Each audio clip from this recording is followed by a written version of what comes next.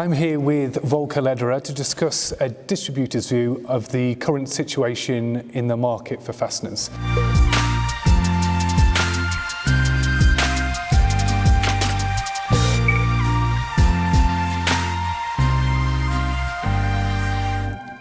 There was a slowdown in the market towards the end of 2019.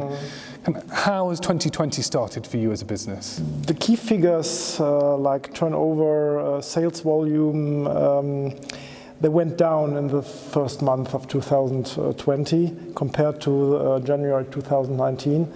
I think the situation is still stable. We see a slowdown, but it's not a heavy slowdown. Or it's a downturn, but not a heavy downturn. So I'm quite optimistic for the next month that the situation will remain stable, and I'm quite optimistic that maybe later on in this year there will be a slight recovery. There has been a lot of uncertainty within the market due to the US-China trade war and Brexit. As a company, how do you deal with these issues that have such a big impact on your market but are out of your control? I would say Brexit is really a heavy topic for us. We have a lot of customers in the UK, and we also want now in the future have a good and smooth contact with them.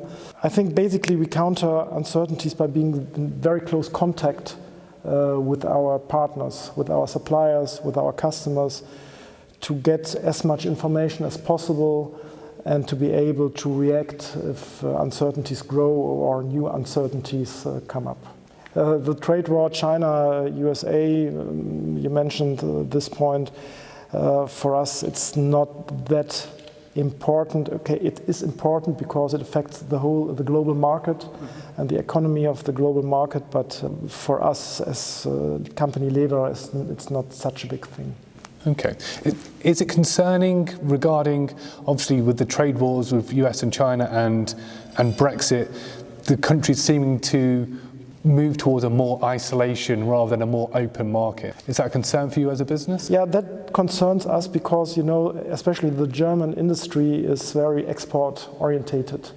And Germany is still the base of our business. So the majority of our sales go to German companies in Germany or in other European countries, but they are very often German companies. So if there is more isolation, if there is more protectionism, then this will for sure affect also our business.